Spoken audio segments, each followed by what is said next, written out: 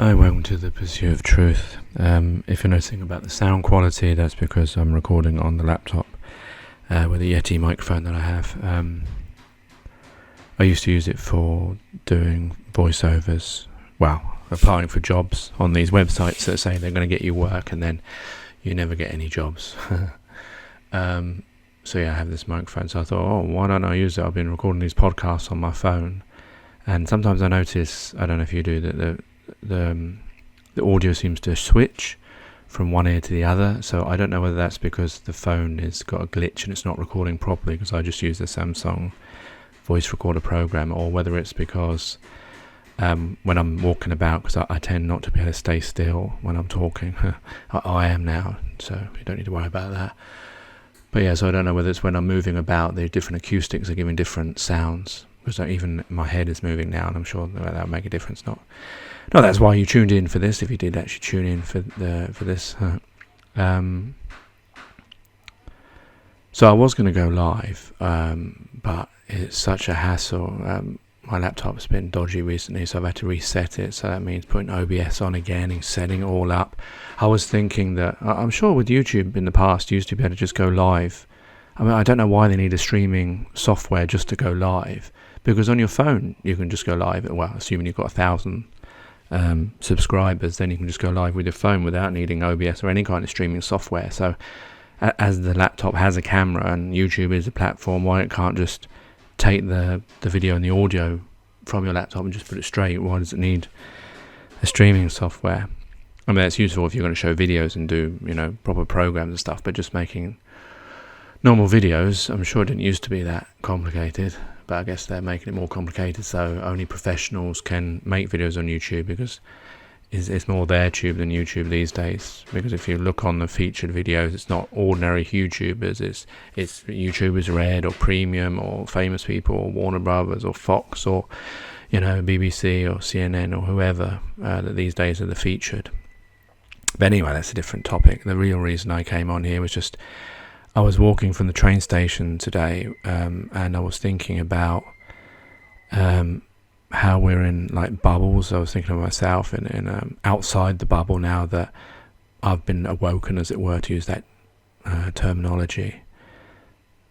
How other people are still stuck in that bubble, living the lie, as it were, or not really living the lie, but living this fictional life that we're living, in the sense that we think we know everything. When I was thinking about in the street. I know I've mentioned this on many of these podcasts before, of how, once you start to understand flat Earth and lies and false flags and all that kind of stuff, once you start to question everything, you start to think about, what your life is, and how all the things we've taken for granted that we've been taught through school, through mainstream, through government, through television, through social media, whatever means that we've been programmed, as it were. Because I've got twins now, and I see how when they started, all they did is scream and cry and laugh, and now they're starting to replicate the things that they see. They're just sucking it up like a sponge. It's not their own individuality. I mean, there is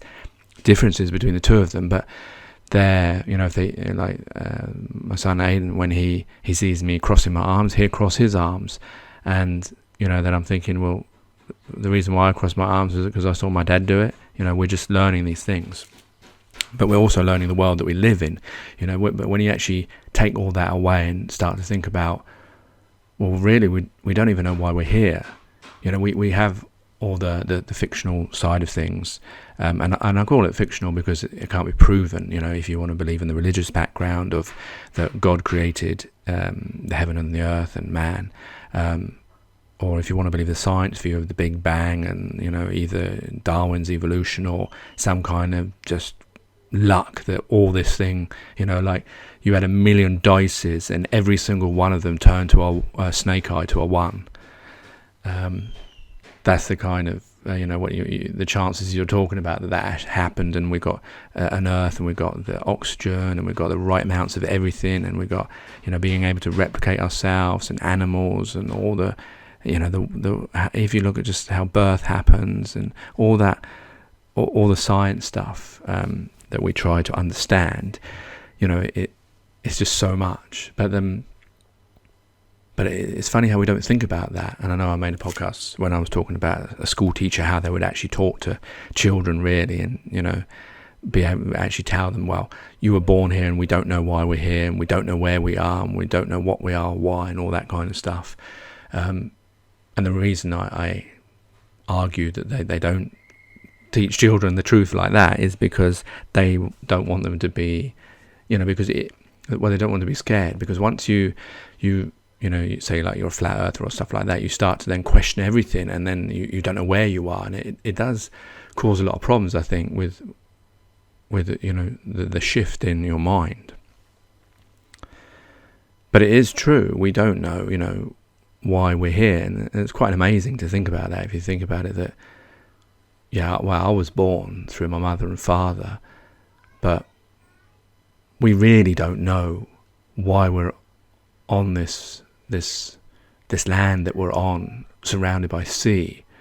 Is there a purpose to us, or is it just accident? It's just happen chance. Is that a real word? Or is it a purpose that we've missed?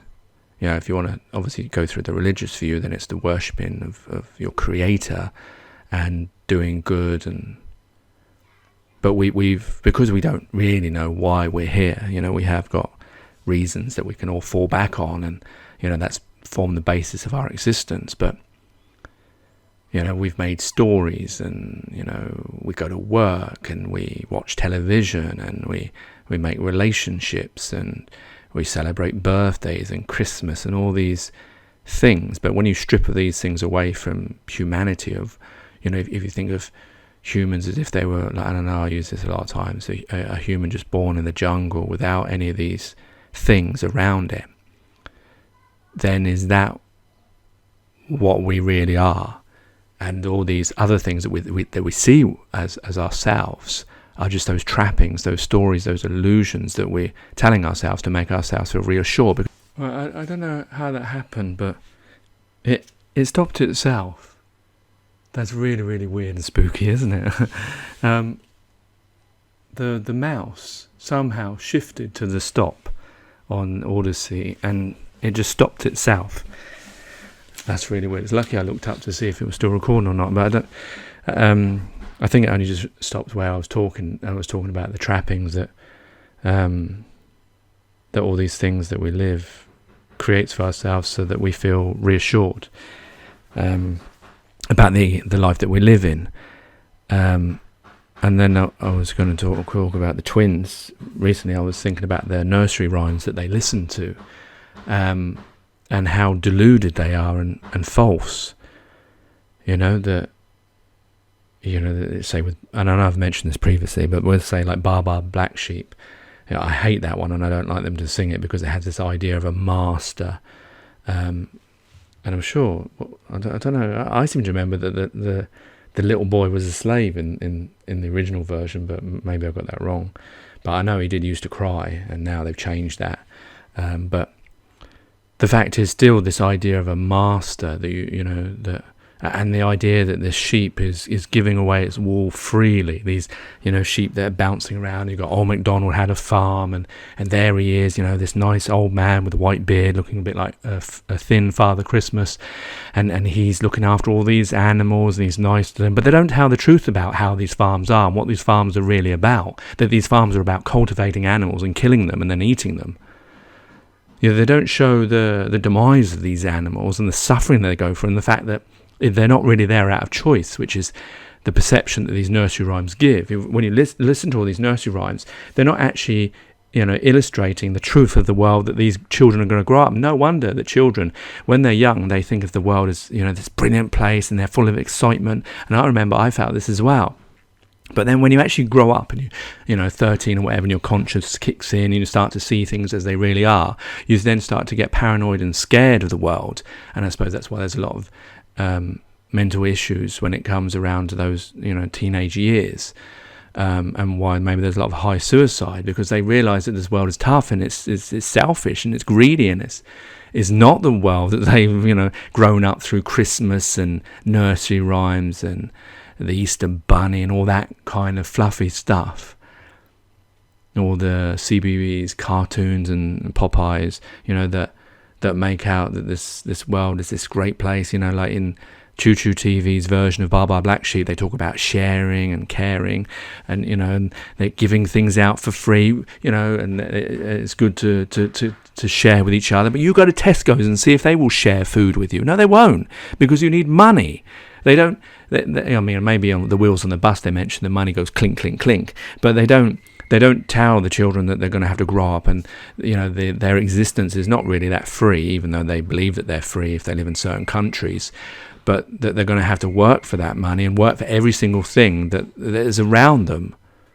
But that's not what's told in the nursery rhymes that they listen to. So why is it we do teach our children these?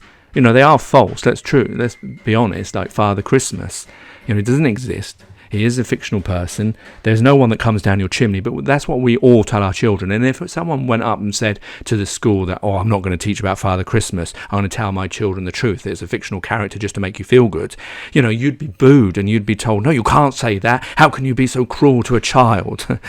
But you'd rather we lie to children, and that's what's getting them used to the lies that they have to live throughout their lives, and so they can just turn around and make lies for themselves when they think about the world that it is in the situation that it's in, and they will talk to themselves and say, well, this is their way, and I said this, no, this is the way the world is, and there's nothing we can do about it, and this is the way it is, and we have to accept all this. We can't just print money and make everyone have food and a house and medicine. Why would we do such a thing like that? Why would we do that when we can compete against each other and give each other different grades and say that you can have this and you can't have that, and have a different version of life for each different human being depending where they live and how much money their father has or mother has, or whether they have them or not, or how lucky they are, and that's the different life. Everyone can't have the same life. That's preposterous.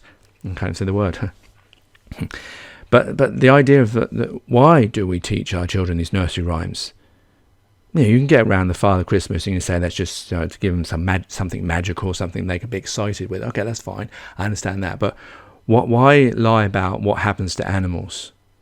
Why are you doing that? Why aren't you telling them the truth that in life, when you grow up, you have to work, you have to get a job, you have to, make money to survive. If you didn't make money, you'd be on the street and you wouldn't have any food, you wouldn't have any medicine, you wouldn't have anywhere to go unless the council helps you out if they haven't sold all the houses and they have enough money to help out all the people that are on the streets. But as you know, you've seen them yourselves, children, the homeless people are actually out there. There are people starving. In the UK it may not be so bad as other places, but there's other places where people die of starvation. They die of pneumonia because they're outside and they don't even have a blanket, and people kick them and spit on them and urinate on them. That's the world we live in. Why aren't they teaching any of that to our children? Is it because we're ashamed?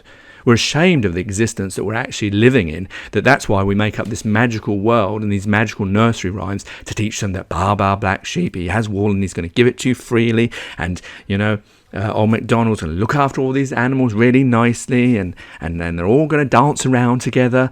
Is it because we're actually ashamed? And I think that is the truth. We are ashamed, because if we weren't ashamed, we'd be telling the truth, wouldn't we? Because nursery rhymes bear no correlation to the real world. And yeah, I know you're going to say, well, we're teaching children and blah, blah, blah. But wait a minute, what's the point of teaching children fallacies? What's the benefit of teaching children lies? Yeah, okay, you want them to have an imagination, you want them to enjoy. Yeah, and I know I loved Christmas, and I remember that feeling that I wish I could get back now, of waking up, there being presents at the end of the bed and going downstairs and finding presents. Yeah, there was a magical feeling. I don't disagree with that. I understand that, but it's not just that. There's all the nursery rhymes. They have very little reality to them. And then, well, I guess that's why then the world, when adults grow up having been lied to themselves, and that there is a psychological thing to what happens to you, you replicate it. Like you get people who are abusers or paedophile, that were abused and then become those things. Well, if you've been lied to as a child, then when you grow up, you're going to lie as well. That's why we have that capacity. So maybe lying isn't intrinsic. It's because we're taught it as children, and because we're all going to know that we were lied to. It's not like it's something we can hide, because when teenagers grow up and they realize that no, there is no such thing as Father Christmas, and to their parents, sorry if there's any children listening to this, should have given a spoiler alert there, but they're going to understand that, and they're going to understand there was no such Easter bunny, and it was your parents or whoever putting the bunny outside with the Easter eggs, or the tooth fairy coming and replacing with money, and these nursery rhymes of all these nice animals that they're cared for and they give their wool freely. And then you're going to actually watch a video on YouTube, say on Vegan Warrior, where it shows you I know it's the worst case scenario, but it shows you what happens to these animals, that they're not treated nicely, that they're in abattoirs, that, if humans were treated in that way, it's worse than, say, like concentration camps. Is like that for animals every single day, that they're stamped and they are injected so that they're fatter and so that they come with meat quicker, and then they're slaughtered and they're left to hang up bleeding to death, shaking around. Sometimes it's due to the nerves, and I understand that, but not as we know, humans are very cruel and very selfish. And there's a lot of people that won't be treating these animals fairly, and maybe a lot of them that they may have started off, but as the time goes, they become less and less caring. When you desensitize yourself, and that I see that a lot with humans in general, with television. You see the programs that are coming out now through Netflix and Prime. There was one, Euphoria. I mean, the stuff that's in there that is geared towards teenagers, the stuff that's there is plus 18 material, but it's full of teenagers, and it was Sky were putting this thing out, and making sure that everyone who joins Sky, this comes up on your email if you're a Sky user. It was put on their trending. It's I mean, I didn't really watch it. I skipped through bits of it to see, because I wanted to see if it was as bad, because I saw a video on YouTube that talked about it, and it was. I mean, it's filth. I mean, but this is the kind of things that are being produced now. We're getting worse and worse, and we're becoming more desensitized, and then you wonder why these things happen, when children are getting pregnant at young ages and all that kind of stuff, and why the world is getting worse and worse and worse. But then that brings me back to this idea of the bubble, that we're living in this bubble, and then we just, like I mentioned in the last one, we just go to sleep and we carry on. I don't know what the solution is to this. I mean, obviously those people who want a difference, and they're just not always just truthers. There are, like the NSPCC, NSPCA, I know I don't believe in charities and things like that, but there are people out there that care about animals, care about children, that care about the life that we live in, that care about the suffering, that go around doing these things. Are those the only people that can save this world? But the problem is there's probably too many people just sitting down watching television, and it's lucky, really, because those people in power, they're lucky that there's this thing called television and social media, because that stops people from actually caring and standing up and fighting for the shit life that they're having to put their children and themselves through. But it's like I was talking about the climate change, why is it certain things people galvanize and go against and protest about? I mean, they're going to protest about climate change, which at the end of it is going to end up with probably the same people that are asking for the change to actually be paying for that change, even though it's governments and businesses, the manufacturers who are causing all the pollution. It'll be you who have to pay your extra 15p for your plastic bags at Tesco's and Sainsbury's or wherever you go. That's already how you got to pay for that. It wasn't the people manufacturing the food that got to pay for it. It's you, and then you. This is that's why this could all just be a way to just get more money out of people by creating this thing, because that's usually what things are all about. It's about you, the individual, paying for everything, even other people's mistakes that are not your own. And when you'll accept that, you'll accept it. Well, you'll have no choice, will you, really? Unless you go and live on an island. and that's the world we live in. But why isn't it people, okay, at the end of the day, they'll sign some documents and, I mean, how many years they've been signing documents saying they're going to reduce these levels and they never do it. And, it's a farce, really. But it just makes people happy to think that pieces of paper are signed and countries are going to do this, that and the other. And they may do those things and eventually that will be done. But then you'll still be living your slave life. You'll still be living in a world of lies. You'll still be living in a world that doesn't mind that children are suffering and that people are starving and not everyone has a warm house or a nice life. Everyone's life is different in its, I don't mean like, obviously everyone's life is different, but I mean in the sense that it's everyone could, this planet has enough of everything for everyone to have a nice life. Why is it we're not protesting about that? Why don't we care about that? The actual crux of all of this. Anyway, I think I've rambled on long enough. Take care, take it easy, God bless, and peace.